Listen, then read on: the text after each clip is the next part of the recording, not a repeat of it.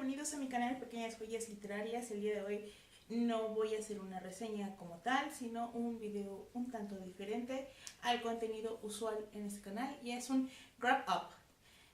Los wrap up no me gustan del todo. A mí como consumidora de booktube no me terminan de gustar porque, no sé, como que me gustaría que muchas veces le desarrollaran más ciertas reseñas que están en ese wrap up y que me llaman la atención. Entonces, con que por eso no soy tan fan, pero en este caso creí que era necesario, y de todas maneras los libros que más me gustaron ya tienen reseña o la van a tener próximamente, y si la tienen pues se las pondré aquí arriba y en la cajita de información.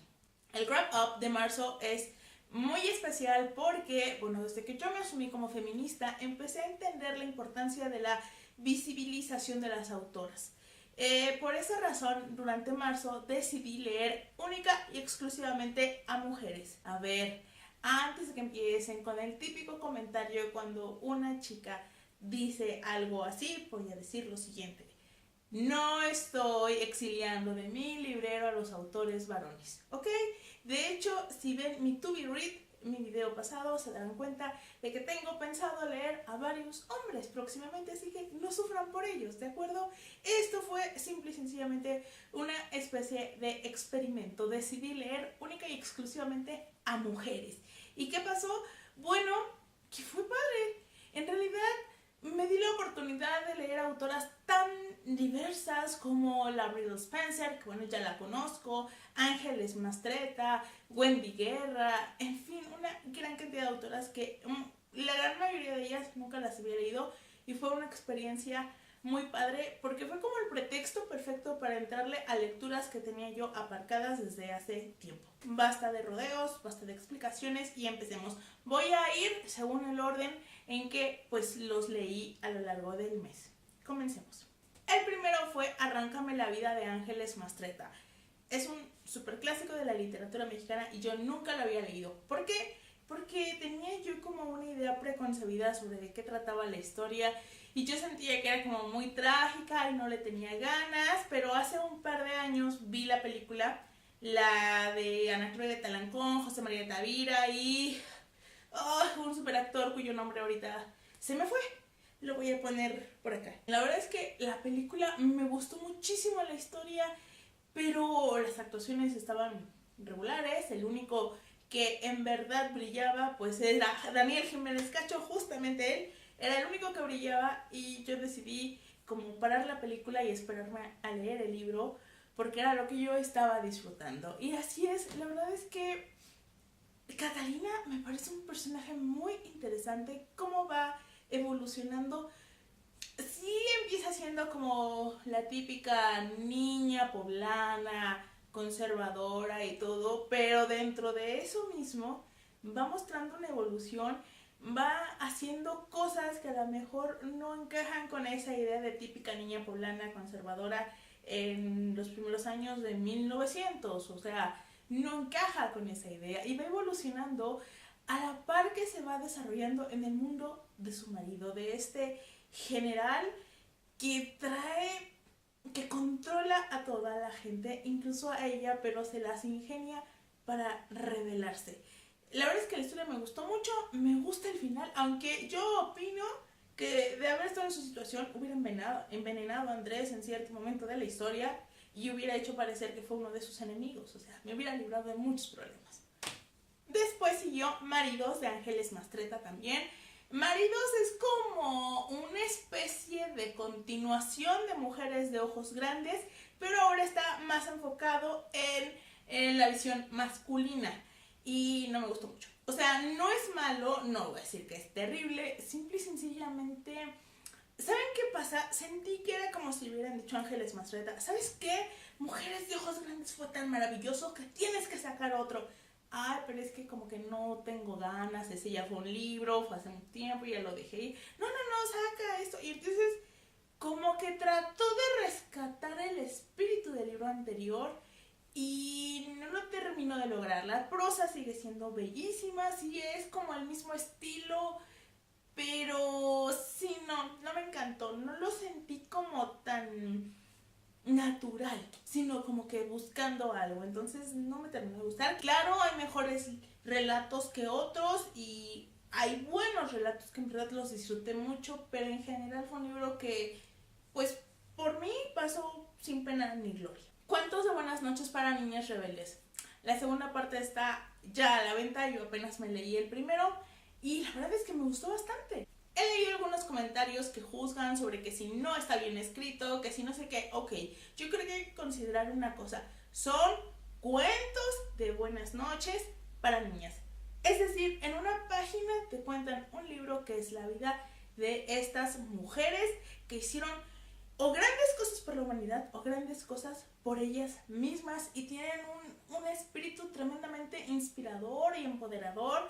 A mí me encantaron, o sea, no creo que esté mal escrita, yo creo que tiene el tipo de redacción para que tú se lo leas a un niño, a un niño o una niña de 2, 3 años, 5, 8 y ya, o sea, incluso conforme más grandes sean puedes leerles 2, 3 relatos y así.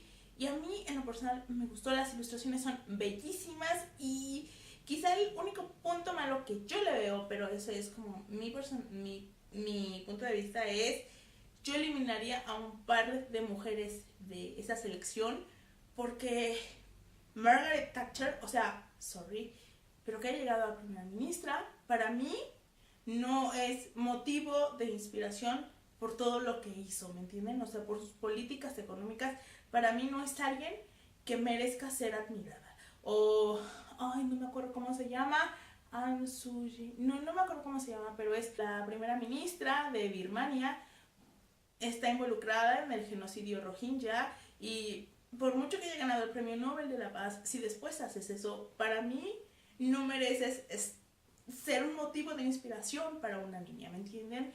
Entonces es como mi punto de vista. Hay chicas como más, relatos como más actuales y más, digámosle, normales, o sea, porque son chicas que a lo mejor su impedimento no es tan grande y su mayor éxito es hacer lo que les gusta, pero a mí hasta eso me parece súper inspirador para una niña chiquita decirle, tú dedícate a lo que se te pegue la gana, simple y sencillamente lucha por tu sueño y por lo que desees. El voto femenino y yo de Clara Campoamor. Si les interesa, está en una ganga en el sótano de Miguel Ángel de Quevedo, está en 15 pesos, o sea, es una ganga. ¿Qué es? Bueno, es un ensayo de Clara Campoamor sobre lo que representó para ella la aprobación del voto femenino en España. ¿Qué pasa con este libro? A mí me pareció sumamente interesante, pero aburrido. ¿Por qué? Porque Clara Campoamor pues no es escritora como tal. Bueno, no era.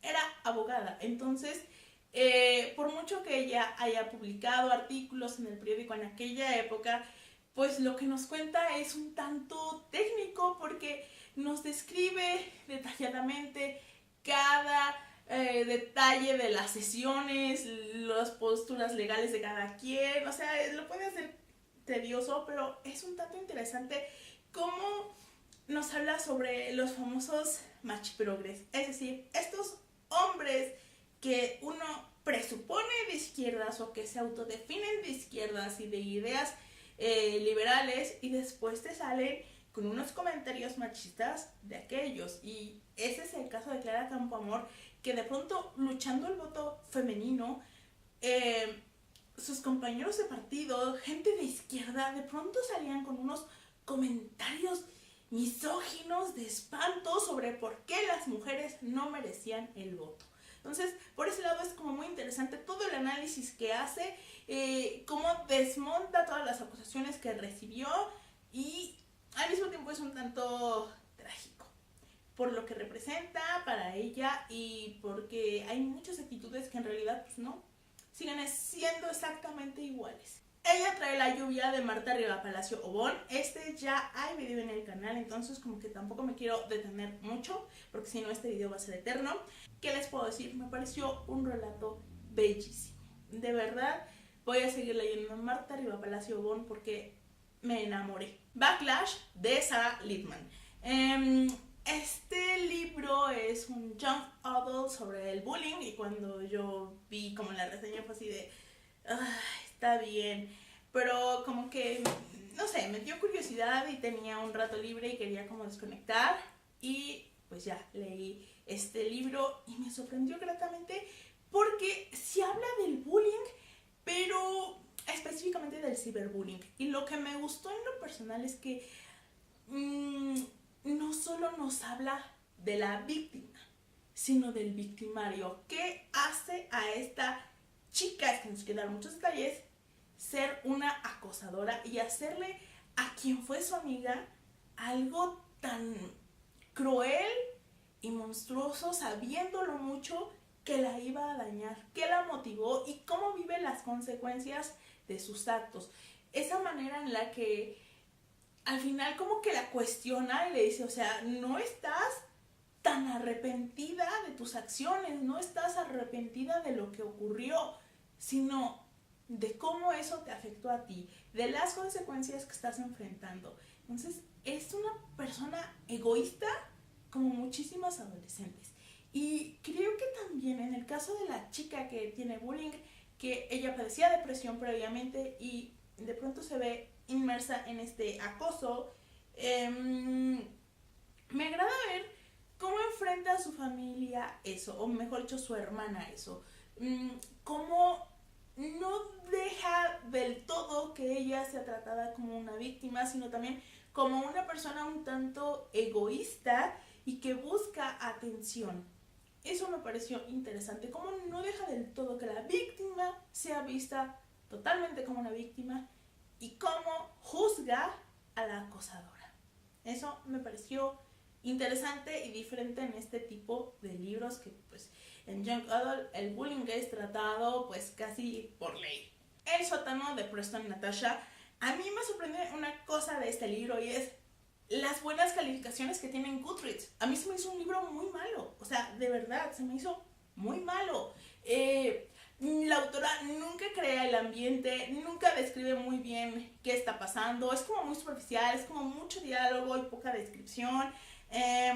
Los personajes se me hacen súper planos, el que ella sea raptada, sea convertida en Lily y todo en lo que piensa es en su novio y no en su familia. O sea, ella se veía pensando, estoy segura que él me está buscando. Y es como de, no tienes un pensamiento para tus padres, para tu hermano. O sea, de verdad, ella se la vive pensando en el novio.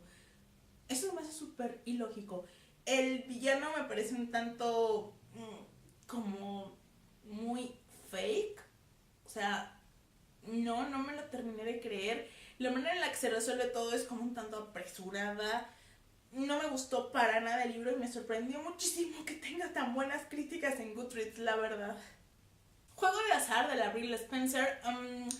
Si se dan cuenta, no estoy diciendo nombres porque soy pésima para recordar tantos detalles y estoy tratando de ir muy rápido. La verdad es que es una novela que me gustó, no llega a lo mucho que me gusta Maravilla de la misma autora, pero está lindo, es un poco lento, pero me agrada porque siento que eso ayuda al desarrollo de la historia. ¿De qué trata?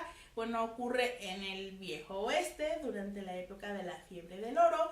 Nuestra protagonista es una costurera que ve que de pronto su tranquilidad del establecimiento y todo eso se ve trastornada porque el local de al lado es convertido en cantina y no se lleva muy bien con el cantinero. De hecho tienen choques tremendos y de pronto pues ya se llevan mal y llega al pueblo una promotora de la templanza que es como estamos en contra del vicio, estamos en contra del alcohol, esos hombres están gastando el dinero de sus mujeres y luego van y las golpean, entonces hay que sabotear a las cantinas de aquí y empieza como un pleito entre ambos protagonistas, pero lo que me gusta es que aunque la protagonista sí colabora con la templanza, ella misma juzga o se pone a pensar que ciertas argumentos de este grupo no son tan lógicos y que ella en realidad su principal preocupación, si bien le da importancia a la moral y las buenas costumbres, es que él estaba afectando su negocio. Entonces, de cierta manera también empiezan a coincidir y empiezan a encontrar puntos en común y van desarrollándose. También aparecen en escena unas mujeres que son las cabareteras. Y bueno, como las cabareteras no eran muy bien vistas en aquellos tiempos, pero lo padre es que nuestra protagonista ve mucho más allá de eso. Claro, al principio pues se escandaliza un poco porque no era bien visto, pero se vuelve muy buena amiga de todas ellas. Y de hecho hay un tanto de sororidad en esa relación con las chicas. Inocencia criminal de Gillian Hoffman, también ya hay un video en el canal, se los voy a dejar aquí, así que me voy a seguir de largo con este.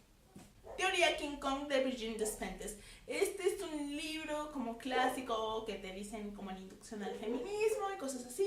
Yo lo leí y la verdad no me gustó mucho, porque si bien creo que Virginie dice cosas interesantes y puntos que debemos considerar y puntos que sí me puse a analizar, no me gusta su tono. Siento que es como muy dogmático, siento que es como de, a ver, a mí me funcionó, ¿ok? Entonces deja todas tus ideas y piensa esto, porque a mí me funcionó. Y sus visiones sobre la prostitución, sobre el porno, sobre la violación, no me terminan de gustar. Siento que habla mucho sobre el privilegio. El capítulo de la violación, la verdad es que se me hizo interesante y no voy a juzgarla a ella sobre cómo lo esperó todo, pero creo que es importante decir que cada mujer que es violada se enfrenta a situaciones diferentes, tanto de su entorno, su sociedad, cómo ocurrió la violación, su propia mentalidad. Y, o sea, no todas las mujeres se van a enfrentar a la violación de la misma manera. Y siento que Virginie se vuelve un poco como de, tienes que enfrentarla así, y es como de, no. O sea, por cada mujer que se enfrenta a una violación, hay una forma diferente de manejarla. Y creo que hay cosas que debemos decirle a esas mujeres para ayudarles a trabajar ese dolor, pero deben curarse a sí mismas de esa experiencia. Reinas Malditas de Cristina Morató es un libro que ahorita está en tiendas, si mal no recuerdo, y habla sobre pues distintas emperatrices como Sisi, como María Antonieta, Eugenia de Montijo y Cristina de Suecia, me parece. Se me hizo aburrido. Hay personajes a los que siento que les pudo haber sacado mucho más partido y lo siento un tanto irregular. El mejor me pareció el de María Antonieta, el de Sisi fue... El de Cristina de Suecia lo sentí súper irregular, me pareció una historia tan interesante, alguien a quien sacarle tanto partido y no sé, se me hizo súper aburrido. O sea, había cosas en las que tenía un ritmo perfecto y explicaba y contaba y era, wow, está interesantísimo, y luego caía, entonces no me terminó de gustar. O sea, creo que el mejor capítulo es el de María Antonieta y de ahí lo sentí irregulares. Billy y el vestido rosa de Anne Fine es un relato infantil sobre un niño que un lunes se despierta, se ve al espejo y se ve raro, y llega a su mamá y lo viste de niña y él así como de, ¿pero por qué? O sea, yo soy niño, y resulta que todo el mundo lo trata como una niña. Y entonces Billy ve la diferencia que representan los roles de género, como cosas que él daba por hecho siendo niño, no puede hacerlas siendo niña. El acoso callejero, el pórtate bonito, el ser una damita, el tú tienes que escribir más bonito porque eres una niña, el tú no puedes cargar eso porque eres una niña, no puedes hacer tal deporte porque eres una niña. O sea, son cosas a las que él jamás se había enfrentado y creo que es un ejercicio súper interesante de empatía y cómo él mismo se empieza a cuestionar ciertas actitudes, por ejemplo, de los cuentos de hadas o de los roles de género, se los cuestiona siendo un niño pequeño. Me pareció un libro bastante interesante y digno de ser leído por los niños. La Invisible de Stella Remington. Hay un chiste, no me acuerdo, seguro lo leí en una novela negra, pero no me acuerdo en cuál, sobre que cada policía o detective está esperando la jubilación para sentarse a escribir su propia novela detectivesca. Bueno, en este caso hay algo así porque Stella Remington fue directora del Servicio Secreto de Inteligencia de Inglaterra, o sea, del famoso MI5, imagínense la cosa. Entonces ya cuando se retira, empieza a publicar esta serie de libros y La Invisible es el primero de ellos. Nuestra protagonista es parte del MI5 y en una sesión de control normal les dicen que pues parece que un ciudadano inglés es parte de una red terrorista y por tanto puede ingresar cuando quiera al país y hacer un atentado. Eso los pone a todas las organizaciones de investigación del gobierno en alerta y empiezan a investigar y a tratar de dar con esta persona. Hay una cosa muy curiosa y es que este libro se escribió en el 2004. Esto, si mal no recuerdo, es antes del atentado que vivió Londres, que fue como en el 2005, que fue como en sus famosos autobuses. Y en la realidad, al final de cuentas, los alcanzó porque en aquellos tiempos quienes hacían los atentados yihadistas pues eran ciudadanos extranjeros a los que más o menos podían rastrear. Y ahora con el Daesh y los lobos solitarios, pues eso es mucho más difícil. Entonces, como que la realidad los alcanzó muy rápido. ¿Qué tiene a su favor este libro?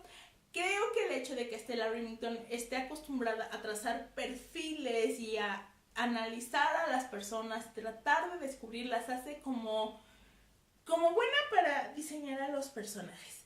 Sabe de lo que está hablando, tiene partes donde a mí me pareció como un poco aburrido.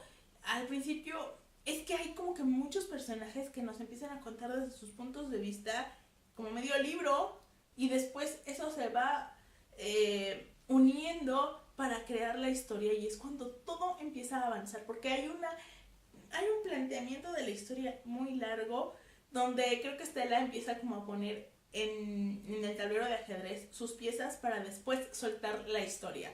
No me pareció mala, pero siento que también empieza a trazar lo que va a ser su libro posterior, que realmente no tengo muchas ganas de leer, igual y cambio de opinión. El final me parece interesante porque es como un debate de qué tan ético es lo que hace la policía y un poco sobre qué tan válidas son las razones de ciertas personas para participar en estos atentados. Se acabó el pastel de Nora Ephron. Nora Ephron, por si no lo ubican, es una famosa, o era una famosa guionista y directora de cine. Suyo es Cuando Sally encontró a Harry, Sinfonía de Amor, cosas así, o sea, como comedia romántica, muy padre. Yo no tenía idea de que escribiera libros y me lo encontré en Bookmate y me divertí muchísimo. Está basado, cambiando algunos detalles y cosas así, en la infidelidad que Nora Ephron sufrió por parte de su marido, el famoso periodista, cuyo nombre se me acaba de ir, que estuvo involucrado en el Watergate. Así que en nuestro libro nuestra protagonista está embarazada y de pronto descubre que su marido le está haciendo infiel. Así que lo confronta, se pelea y no sale exactamente como ella pensaba. Ya saben, ella yo creo que pensaba que le iba a pedir perdón, ella iba a decidir si lo perdonaba o no, pero él iba a mostrar arrepentimiento y que la quería, y pues no es exactamente así. De hecho, es un cuerno bastante raro y es una comedia muy divertida. La comida tiene un papel muy importante, pero si lo comparamos, no sé, como agua para chocolate, no nos describe el proceso de preparar la comida de manera casi poética y que despierta nuestros sentidos. No, lo hace como de manera muy ligera y así como de, ay, es que, y comíamos tal cosa, por cierto, esto se prepara de esta manera, shalala, shalala, porque nuestro personaje principal pues hace libros de cocina y toda la cosa, entonces pues está relacionado y se acabó el pastel. Habla mucho de psicoanálisis, habla mucho de Nueva York y Washington, y hay una cosa muy curiosa, y es que es el primer libro que yo leo donde hacen chistes, o parte de la gracia está en las características de la comunidad judía. Es el primero en el que yo me encuentro de esto y es muy divertido. Claro, ya me había tocado un poco, no sé, como en la niñera, pues eso sí, pero aquí hace chistes sobre la comunidad judía muy graciosos. Dictadura, de Rosa Montero. Este es un libro que igual me dejó un tanto fría. Nos habla sobre las esposas de Stalin, Hitler, Franco y... creo que ya. Creo que el que más me gustó es el de Franco porque profundiza mucho más. Los otros pasan muy por encima a Mussolini. Pasan como muy por encima. Yo entiendo que a final de cuentas Franco tuvo una única esposa, entonces hay una única mujer a la que abordar, entonces puedes desarrollarte. No es un libro tan grande, entonces quizá no quiso sacar capítulos tan desarrollados y toda esa información, todo ese número de páginas lo tuvo que distribuir en distintas mujeres, pero yo sentí que podía haberse sacado mucho más provecho. Si lo comparo con un libro similar, por ejemplo La suerte de la consorte, en ese libro Sara Savchovich nos hace un análisis del contexto de la sociedad y de cómo va avanzando y cómo influía eso también en las mujeres. Me parecía increíblemente interesante y aquí sentí que era corto. Lo mejor pues era el de Franco, quizá como dije, porque es una única persona y podía desarrollarlo mejor, y pues le toca más de cerca a Rosa Montero porque fue el dictador de España. Los periodistas mueren de noche, de Manu Dorvier. Este lo tenía yo desde hace siglos y no lo leía, pero dije, bueno, ya, lo voy a hacer, definitivo, y sí me gustó, pero ¿qué pasa? Tiene dos características que a mí en lo personal como que me hicieron más densa la lectura. O no más densa, pero como que no tan disfrutable. En primer lugar, todo está escrito con juegos de palabras para esconder los nombres de las personas a las que se refiere. A pesar del nombre, esta es una periodista mexicana, me parece que aún vive, aunque pues está retirada porque ya se cansó de la censura, entonces me parece que vive en Acapulco, algo así, leí hace poco, y tiene una editorial donde publica libros, pero ya no es como de denuncia ni nada, sino como más enfocado como a la ecología. Entonces Los periodistas mueren de noche está situado en la época salinista, a la censura y a la que se enfrentaban los periodistas en aquella época. Es un libro un tanto actual si lo consideramos, porque muchas de las cosas no han cambiado y siguen siendo asesinados periodistas a lo largo del país prácticamente cada semana, todos lo sabemos, y el gobierno sigue sin hacer algo para castigar a los culpables. Y todos los personajes de los que habla pues es con seudónimo y les cambia un poco el nombre, entonces yo estoy así como de, ¿este quién es? Y como que perdía un poco mi atención tratando de adivinar quién era. En algunos casos internet me ayudó, en otros no. Creo que la otra cosa que como que no me gustó, pero no tiene que ver con el libro, sino me pareció súper deprimente lo poco que hemos avanzado, porque habla de cosas que vivimos aún. Yo creo que los únicos que pueden leer esto y sentir como nostalgia y sentir que las cosas han cambiado son los de Televisa, porque los presentan como pues el monopolio, el que hace y deshace y todo eso. Y claro, Televisa sigue siendo un grupo muy poderoso, pero las nuevas tecnologías como las redes sociales o las nuevas plataformas para ver televisión, bueno, en programas, le han pegado muy duro, entonces ya no tiene tanto ese poder que exhibía, y yo creo que son como el que más mira con nostalgia. Negra, de Wendy Guerra, me parece que la van a discutir en Libros Before Tipos, y es mi primer encuentro con esta autora cubana.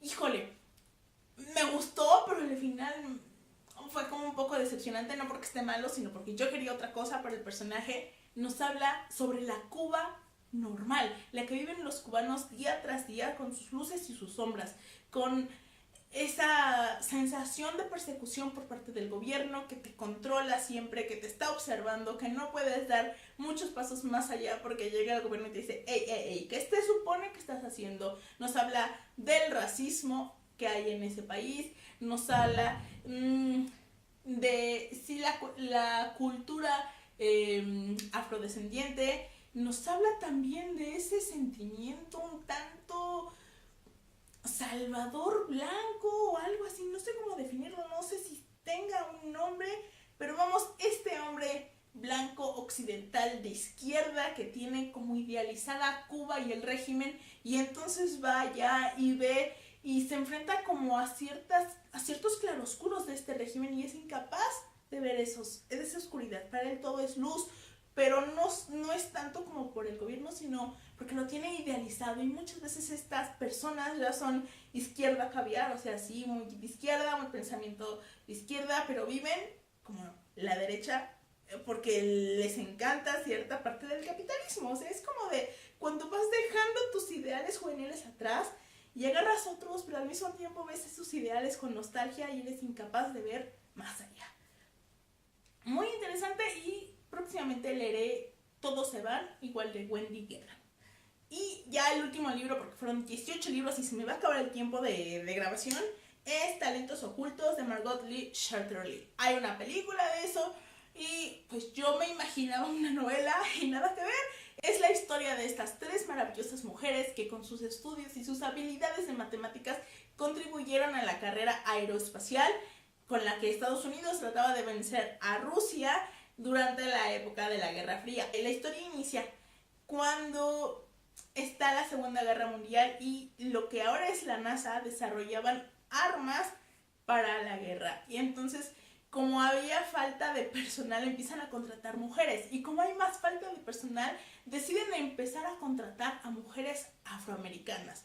Es decir, estas mujeres empiezan a salir como de los trabajos a los que estaban asignadas por causa de la discriminación y empiezan a crecer y a desarrollarse dentro de algo también reducido, pero era más grande de las opciones que tenían. Y como a final de cuentas en este espacio, quizá por necesidad, por practicidad, porque había una causa más grande, el racismo estaba un tanto aparcado.